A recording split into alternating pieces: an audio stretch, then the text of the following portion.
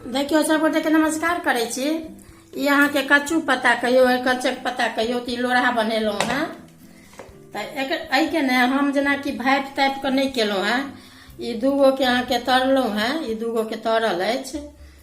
त यदि जुआल बुझाए जे कि सिद्ध नहीं हुए त जना कि ई अइमे पानी हम देखियो 1 गिलास पानी देलिए। ई द के ने से हम दूगो से भाफाबै छी। कनी भाप एते ने त हम हटा देबे देखा देब। ई दूगो जना कि देलहुँ हैं आ ओकरा ने से कनी 5-10 मिनट झाँपि दियो। अपने भाप देबऽ लागत।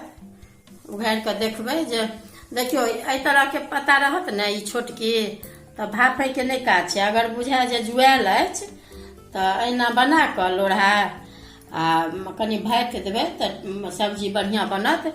ई बेसन में अहाँ के ई बेसन जे तही में बनेलहुँ हैं। देखियो ई अहाँ के से भ गेल।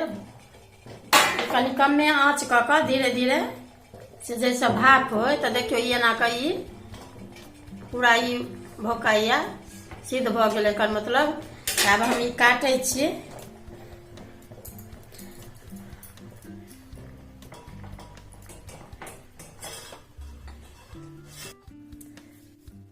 देखियो ई यहाँ के सिद्ध भखा गेल।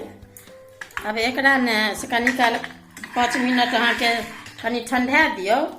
आ ओकरा बाद जना छोट पैघ अहाँ के जतेक जना हम बना के दूगो देखाइए देने छी दू रंग के त एकरा छोट पैघ अहाँ के जतेक जना कि पीस एखनो कटबै त कटा जात। लेकिन गरम अछि ताहि दुआरे कनिक काल के बाद काटब।